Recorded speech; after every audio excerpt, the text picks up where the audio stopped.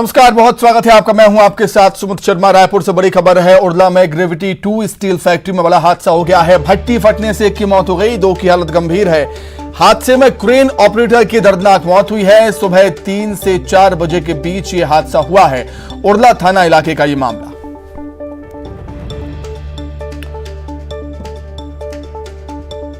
इस वक्त की बड़ी खबर रायपुर से आपको बता रहे हैं, जहां पर उरला में ग्रेविटी 2 स्टील फैक्ट्री में बड़ा हादसा हुआ। भट्टी फटने से एक की जान चली गई है, जबकि 2 की हालत गंभीर है। हादसे में क्रेन ऑपरेटर की दर्दनाक मौत हो गई। हादसा सुबह तड़के 3 से 4 बजे के बीच का बताया जाता है। उरला थाना इलाके की यह घटना।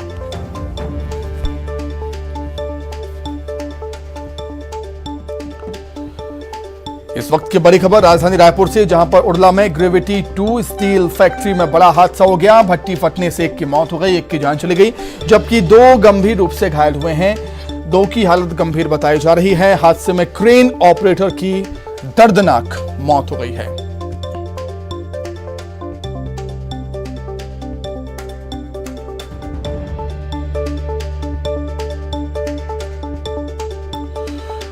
सुबह 3 से 4 बजे के बीच की घटना ये बताई जाती है, जहां पर उरला में ग्रेविटी 2 स्टील फैक्ट्री में भट्टी फटने से दर्दनाक हादसा हुआ है और इस हादसे में क्रेन ऑपरेटर की मौत हो गई है। ग्रेविटी 2 स्टील फैक्ट्री में बड़ा हादसा हुआ। भट्टी फटने से एक की मौत, 2 की हालत गंभीर।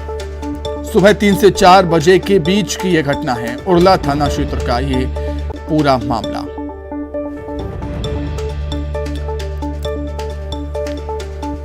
तो जानकारी के लिए हम सीधे राजधानी रायपुर का रुख कर लेते हैं। ममता इस समय हमारे साथ जुड़ गई है। ममता, क्या कुछ जानकारी है, कैसे यह हादसा हुआ? देखिए, रायपुर के उरला में स्थित है ग्रेविटी 2 स्टील फैक्ट्री और यहाँ पर भट्टी फटने से एक क्रेन ऑपरेटर की मौत हो गई है और 2 गंभीर रूप से घायल हैं। यहाँ पर कालरा नर्सिंग होम में भर्ती कराया गया था। दरअसल अगर हम बात करें तो इस हादसे की जानकारी जो है वो सामने नहीं आ पाई थी।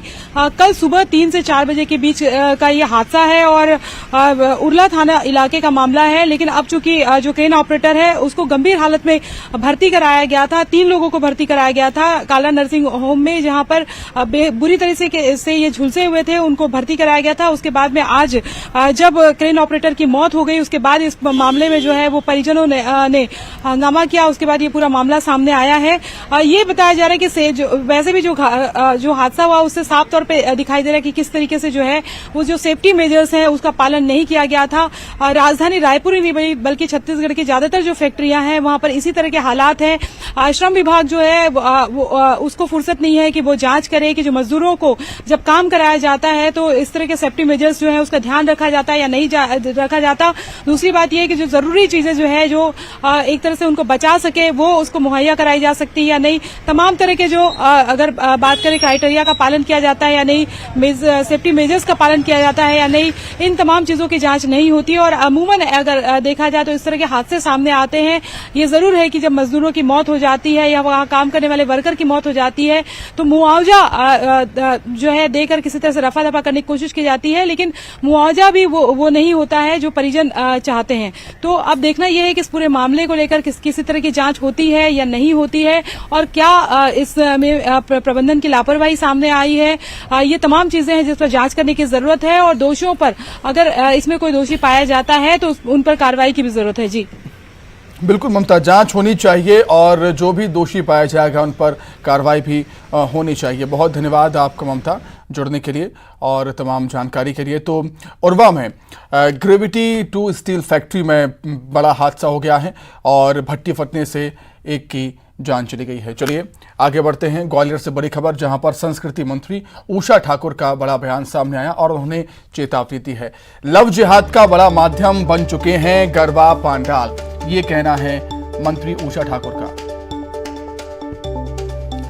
संस्कृति मंत्री उषा ठाकुर का बड़ा बयान है। आज सभी गरबा आयोजक सतर्क और सजग रहें। गरबा पंडाल में जो भी आए आइडेंटिटी कार्ड लेकर आए। बगैर पहचान के गरबा पंडाल में कोई प्रवेश नहीं कर सकता, ये उनका कहना है। ये सबके लिए सलाह भी है और नसीहत भी। उनका कहना है हमारे लोग और सहयोगी संगठन सभी जागरूक हैं क्योंकि गरबा पंडाल लव जिहाद का बड़ा माध्यम बन गए हैं। इसलिए अब जरूरी है कि कोई भी व्यक्ति अपनी पहचान छुपाकर गरबा पंडाल में न आए। संस्कृति मंत्री उषा ठाकुर का ये कहना।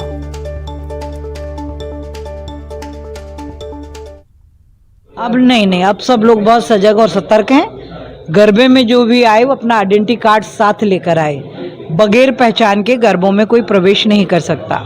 ये मतलब सलाह है या आदेश किस तरह से? ये सलाह भी है और ये हमारे सब जितने भी संगठन हैं, हमारे सभी लोग जागरूक भी हैं क्योंकि लव जिहाद का एक बड़ा माध्यम बन चुके थे ये गरबे। तो ये बहुत अनिवार्य हो जाता है कि कोई भी व्यक्ति गरबों में अपनी पहचान छुपाकर ना आए। तो सुना आपने संस्कृति मंत्री उषा ठाकुर का ये बड़ा बयान। अपने बयानों को लेकर सुर्खियों में रहती हैं संस्कृति मंत्री उषा ठाकुर। एक बार फिर उन्होंने ऐसा बयान दिया है कि चर्चाओं का विषय बना हुआ है। निश्चित तौर पर उनका ये बयान है और चेतावनी भी है। वो खुद कहती हैं लव जिहाद का बड़ा माध्यम बन चुके हैं गरबा पंडाल, वो ऐसा कहती हैं। और उन्होंने ये भी कहा है कि आज सभी गरबा आयोजक सतर्क और सजग हैं। गरबा पंडाल में जो भी आए आइडेंटिटी कार्ड लेकर आए। ज्यादा जानकारी के लिए सीधे हम ग्वालियर का रुख कर लेते हैं। सुशील कौशिक इस समय जुड़ गए हैं। सुशील, संस्कृति मंत्री उषा ठाकुर अपने बयानों को लेकर सुर्खियों में रहती हैं और एक बार फिर से उन्होंने एक ऐसा बयान दे दिया है, निश्चित तौर पर सियासी गलियारों में चर्चाओं का विषय बना हुआ है। सुशील,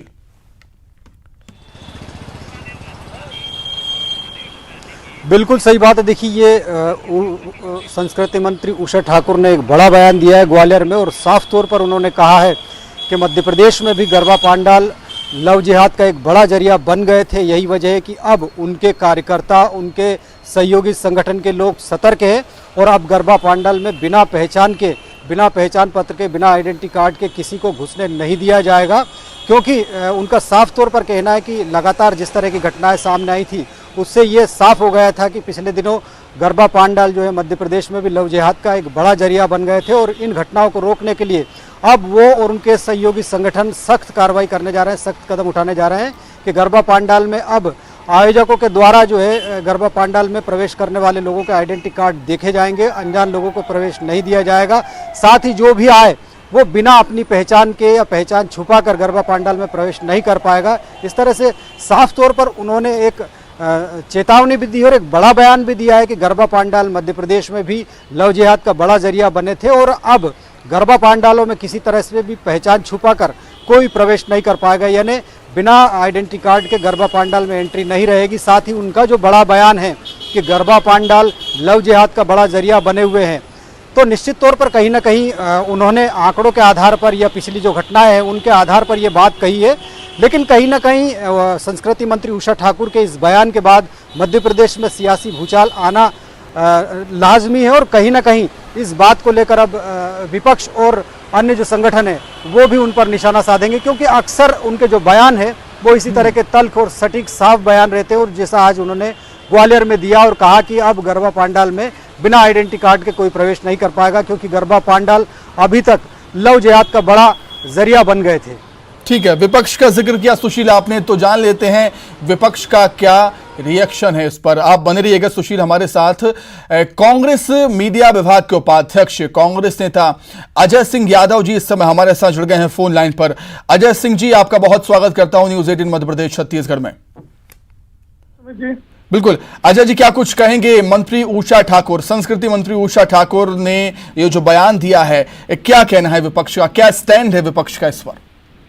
देखिए सुमित जी, मध्य प्रदेश में धार्मिक सांस्कृतिक जो भी कार्यक्रम होते हैं, चाहे गरबा हो या अन्य कोई भी कार्यक्रम हो, उनमें सुरक्षा व्यवस्था के लिए पहचान पत्र जैसे कदम उठाए जाएं, इसका हम स्वागत करते हैं। उठाए जाना चाहिए ताकि कार्यक्रमों की सुरक्षा व्यवस्था चाक चौबंद हो, कोई इस तरह के लोग कार्यक्रम में ना आ सकें जो कार्यक्रम को खराब कर सकें। लेकिन भारतीय जनता पार्टी के नेता इन धार्मिक आयोजनों में अपना राजनीतिक उल्लू सीधा करने की कोशिश करते हैं, जो कि दुर्भाग्यपूर्ण है। मंत्री उषा ठाकुर पहले भी विवादित बयान देती रही हैं, चाहे चटिया मामा के मामले में हो या अन्य मामलों में हो, कोरोना के मामले में हो, उसी तरह से बिना किसी तथ्यों के अभी विवादित बयान दे रही है।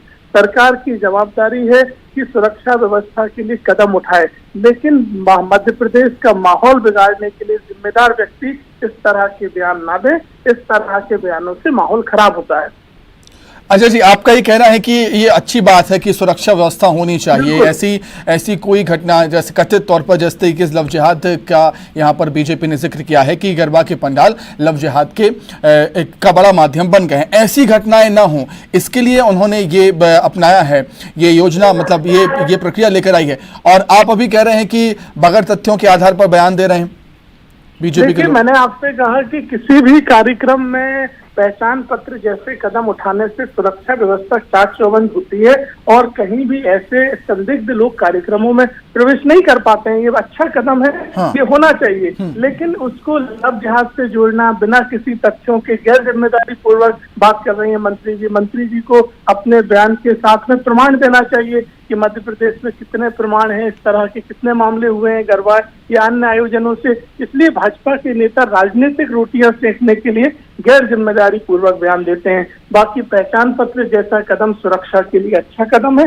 ये होना चाहिए, जिससे कि कार्यक्रम सुरक्षित रहे, हमारे परिवार इन कार्यक्रमों में शामिल होते हैं, सुरक्षित रहे, संदिग्ध लोग कार्यक्रमों में प्रवेश न कर पाए, ये व्यवस्था सरकार को करना चाहिए। ठीक है।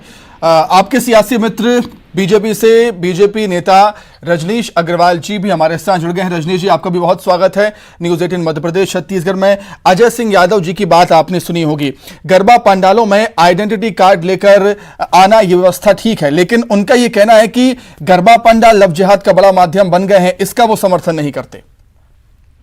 नहीं, उनसे पूछ भी कोई नहीं रहा कि आप समर्थन करते हैं कि विरोध करते हैं, क्योंकि ये तो लव जिहाद करने वालों का संरक्षण देने वाले लोग हैं। और लव जिहाद कोई भारतीय जनता पार्टी या विश्व हिंदू परिषद का शब्द नहीं है, केरल हाईकोर्ट, इलाहाबाद हाईकोर्ट के शब्द हैं, उनके ऑब्जर्वेशन में आए हुए पहली बार शब्द हैं। इसलिए इनकी बुद्धि में नहीं चढ़ेगा। ये तुष्टीकरण की राजनीति करने वाले लोग हैं। ये जिस प्रकार की वोट बैंक की राजनीति करते हैं, आए दिन इनका खुलासा होता रहता है। ये सवाल है समाज में सद्भावना बनी रहे, ताने बाना छिन्न भिन्न ना हो। इसलिए जो इस प्रकार के तत्व हैं उनको ऐसे सात्विक आयोजन से, ऐसे धार्मिक और आस्था आध्यात्मिक से जुड़े हुए आयोजनों से ऐसे लोगों को दूर रखा जा सके जो कोमल भावनाओं से खिलवाड़ ना कर सके। इसलिए अगर कोई आयोजक मंडल कुछ नियम धर्म तय करता है जो संविधान के मूल तत्वों के पक्ष में है, उसका समर्थन करती है, संविधान की भावनाओं से खिलवाड़ नहीं करती, तो कांग्रेस की आपत्ति रहे बनी रहे, कोई मतलब नहीं उसका। बिल्कुल। लव जिहाद का बड़ा माध्यम गरबा पंडाल बन चुके थे ये आइडेंटिटी कार्ड का, लेकिन भाजपा अपनी बात दूसरे के मुंह में डाल रही है। आप केवल राजनीतिक रोटियां सेकने के लिए संवेदनशील मुद्दों को हवा देते हैं, ये दुर्भाग्यपूर्ण है।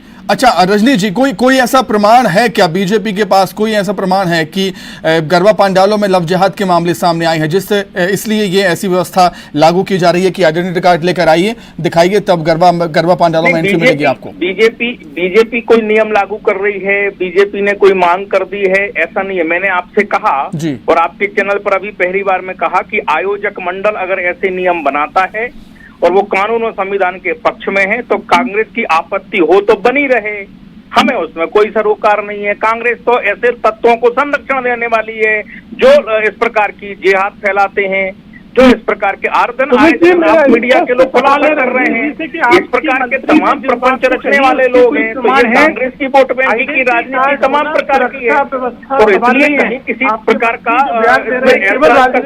बनता नहीं है। जो कर रहे हैं वो अच्छा है, जो नहीं कर रहे हैं उनकी अपनी सोच समझ होगी, लेकिन कांग्रेस की राजनीति लगातार ऐसे तत्वों को संरक्षण देने वाली है। और प्रमाण देने और लेने का सवाल, ये कांग्रेस होती कौन है? कांग्रेस होती कौन है? केवल तुष्टीकरण की राजनीति करने वाली, केवल तुष्टीकरण की राजनीति करने वाली करते हैं। ये बलात्कारियों पर जब बुलडोजर चलता है तो उनके पक्ष में खड़े होने वाले। ठीक है अजय जी रजनीश जी का साफ तौर पे कहना है, अजय जी रजनीश जी का साफ तौर पे कहना है कि ये बीजेपी का कोई आदेश नहीं है, निर्देश नहीं है, ये आयोजकों की व्यवस्था है, आयोजक अपनी तरफ से व्यवस्था कर रहे हैं, ये उनका ये कहना। अब मैं इस बात में क्या समझूं, प्रदेश की जिम्मेदार संस्कृति मंत्री बयान दे रही हैं कि इस तरह की व्यवस्था लागू की जाएगी। अब मंत्री जी बयान दे रही हैं तो मंत्री जी के बयान को सरकार का बयान ना समझा जाए तो क्या समझा जाए। लेकिन मैंने आपसे स्पष्ट कहा कि व्यवस्था में हम स्वागत करते हैं, आइडेंटिटी कार्ड होने से व्यवस्थित होगा। लेकिन आप जो मुद्दा उठा रहे हैं वो केवल राजनीतिक लाभ लेने के लिए माहौल बिगाड़ रहे हैं। ना मंत्री जी ने ऐसे कोई प्रमाण माहौल कौन सा बिगड़ रहा है पंडित जी? माहौल कौन सा बिगड़ रहा है, जरा समझाओ। पंडालों से उन्हें लफ्ज़ को आइडेंटिफाई किया जाता है और उनको रोका जाता है तो आपको माहौल बयानबाजी कर रहे ही लोग हो जो भारत जोड़ो यात्रा में भगवा को, हिंदुओं को और टीका को बदनाम कर रहे हो। आप वही लोग हो जो हिंदुओं को अपमानित करने का काम कर रहे हैं। जिहाद के बारे में अगर कोई मामला उजागर होता है तो वो मामला बिगड़ना हो जाता है, माहौल बिगड़ना हो जाता है।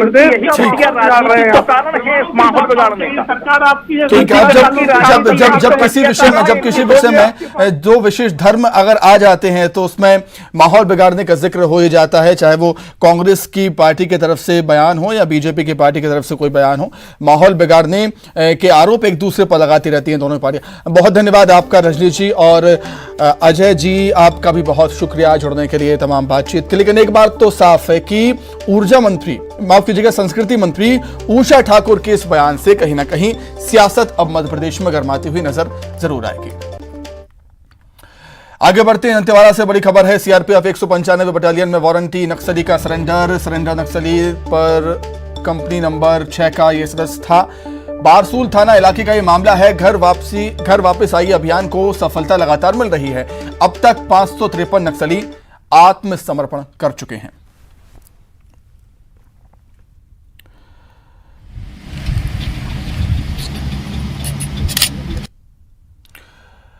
जबलपुर से बड़ी खबर है, जहां पर बिशप पीसी सिंह पर ईओडब्ल्यू ने दर्ज की है FIR. The board of education church north India डायोसिस के बिशप हैं पीसी सिंह। बिशप पर लगे थे आरोप कि कूट रचित दस्तावेज तैयार कर सोसाइटी का नाम बदलने, विभिन्न स्कूलों से प्राप्त स्कूली छात्रों की फीस का उपयोग धार्मिक संस्थाओं को चलाने और इस रकम का गबन करने का आरोप बिशप पर लगा है। बिशप ने साल 2004 से 2014 के बीच 2 करोड़ 70 लाख की राशि धार्मिक संस्थाओं में ट्रांसफर की। शिकायत में चौंकाने वाले तथ्य भी सामने आए। देश भर में बिशप पर कुल 99 एफआईआर दर्ज हैं। ईओडब्ल्यू ने भी विभिन्न धाराओं में केस दर्ज किया है बिशप पर। डायोसिस ऑफ जबलपुर नॉर्थ के चेयरमैन बिशप सीपी सिंह के निवास पर आज सुबह ईओडब्ल्यू ने एक बड़ी कार्रवाई को अंजाम दिया है। देख सकते हैं फिलहाल जो कार्रवाई वो अभी भी जारी है। आर्थिक अनियमितताओं से जुड़ा हुआ ये पूरा जो मसला है, क्योंकि जो शिकायत ईओडब्ल्यू को मिली थी उसमें स्पष्ट था कि 2004 से लेकर 2012 के बीच सोसाइटी से संबंधित जो भी स्कूल्स हैं उनकी प्राप्त फीस से जो राशि है उसे धार्मिक संस्थाओं को ट्रांसफर किया गया। लगभग 2 करोड़ 70 लाख के आसपास की जो राशि है वो बताई जा रही है। यही वो बिशप हाउस है जहां पर बिशप सीपी सिंह रहते हैं। सुबह ईओडब्ल्यू ने यहां पर रेड मारी है। यह भी जानकारी मिली है कि सोसाइटी को कूट रचना के माध्यम से जिसका नाम है वो भी बदल दिया गया था और तमाम अनियमितताएं इनके द्वारा की गई हैं। ईओडब्ल्यू ने फिलहाल प्राथमिकी दर्ज करते हुए विभिन्न धाराओं के तहत मुकदमा दर्ज कर लिया है। बिशप ने साल 2004 से लेकर 2012 के बीच करीब 2 करोड़ 70 लाख की राशि जो है वो धार्मिक संस्थाओं में ट्रांसफर करी है। The board of education church north India डायोसिस के चेयरमैन है बिशप पीसी सिंह, और तमाम अनियमितताएं जो है वो उनके द्वारा बढ़ती गई हैं। और क्या ये आंकड़ा हो सकता है, तमाम दस्तावेज जो है वो ईओडब्ल्यू की टीम जो है खंगाल रही है। बिशप हाउस जो कि नेपे टाउन में मौजूद है, वहां सुबह तमाम जितनी टीम है वो लगातार दस्तावेजों की जांच यहां पर कर रही है। बड़ा मामला है, चूंकि शिकायत ये भी है कि इस राशि का दुरुपयोग शायद धर्मांतरण जैसे काम में भी किया गया होगा। तमाम मसलों को लेकर जो है जांच जारी। फिलहाल ईओडब्ल्यू आर्थिक अनियमितता से जुड़ा हुआ जो पूरा मामला है उसको लेकर तफ्तीश में जुटी हुई है। कैमरा पर्सन मिश्रा के साथ प्रतीक अवस्थी, न्यूज़ 18 जबलपुर।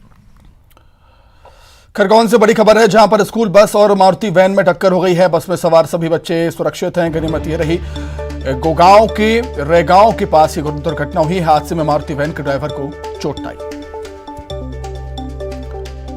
खरगोन से बड़ी खबर आपको बता रहे हैं, स्कूल बस और मारुति वैन में टक्कर हो गई है। बस में सवार सभी बच्चे सुरक्षित हैं और गोगांव के रेगांव के पास ये दुर्घटना हुई है। हादसे में मारुति वैन के ड्राइवर को चोट आई है। तो खरगोन से बड़ी खबर है, स्कूल बस और मारुति वैन में टक्कर हो गई। बस में सवार सभी बच्चे सुरक्षित हैं, ये एक अच्छी बात है। गनीमत ये रही कि सभी बच्चे सुरक्षित हैं। गौगवा के रेगांव के पास ये दुर्घटना हुई है, जहां पर स्कूल बस और मारुति वैन में टक्कर हो गई। हादसे में मारुति वैन के ड्राइवर को चोट आई। ज्यादा जानकारी के लिए बातचीत करेंगे, संवाददाता आशुतोष पुरोहित जुड़े हुए हैं फोन पर। आशुतोष, क्या कुछ जानकारी है, किन परिस्थितियों में हादसा हुआ है? सुबह तो जो जानकारी मिल रही है उसमें बताया जा रहा है कि ये गोगावा स्कूल है, एक निजी स्कूल है, वहाँ की बस थी, वो रेगांव पास में गांव है, वहाँ पे बच्चों को लेने गई थी। इस दौरान जो है जब वो स्कूल के लिए आ रही थी तो आमने सामने भिड़ंत हुई है मारुति वैन और बस में। और ऐसा बताया जा रहा है कि जो निजी स्कूल बस थी, पुलिस से जो जानकारी मिली, वो मारुति वैन उसमें आके घुस गई है और उसके दौरान बड़ा हादसा टला है। हालांकि बच्चे पूरी तरीके से सुरक्षित है, करीब 30 से 40 बच्चे सवार थे। हालांकि जो मारुति वैन का जो चालक है उसको चोटें आई है, दोनों गाड़ियों के कांच टूट गए हैं, लेकिन बड़ा हादसा टला है। सुमित, निश्चित तौर पर बड़ा हादसा टला है और गनीमत ये रही है कि आशुतोष जो बच्चे थे वो सभी सुरक्षित हैं। बहुत शुक्रिया आपका तमाम जानकारी के लिए। भोपाल से बड़ी खबर है, सागर का सीरियल किलर केस है ये, जहां पर भोपाल पुलिस ने सीरियल किलर का प्रोटेक्शन डिमांड मांगा है। प्रोटेक्शन डिमांड पर लेकर आरोपी से पूछताछ की जाएगी। आरोपी ने सागर के अलावा भोपाल में भी एक चौकीदार का मर्डर किया था। भोपाल पुलिस आरोपी को घटनास्थल पर ले जाएगी। सभी अभी सागर जेल में बंद है सीरियल किलर। आगे बढ़ते हैं डिंडौरी में एक छोटे से गांव के रहने वाले चरवाहे ने पानी की टंकी के लिए करीब 5000 स्क्वायर फीट जमीन दान देकर मिसाल पेश की है। सेपुरा विधानसभा की 4500 की आबादी पानी की समस्या से जूझ रही है। प्रशासन ने जल जीवन मिशन के तहत गांव में नल जल योजना स्वीकृति की थी, लेकिन जमीन न मिलने से 4 महीने से पानी की टंकी का निर्माण रुका हुआ था। गाँव में चरवाहा का काम करने वाले ठेकू बनवासी आगे आए और उन्होंने अपनी बाड़ी की जमीन पानी की टंकी बनाने के लिए दान में दे दी। ठेकू बनवासी के इस जज्बे की न सिर्फ ग्रामीण बल्कि ग्राम पंचायत के जिम्मेदार और स्थानीय विधायक जमकर तारीफ भी कर रहे हैं।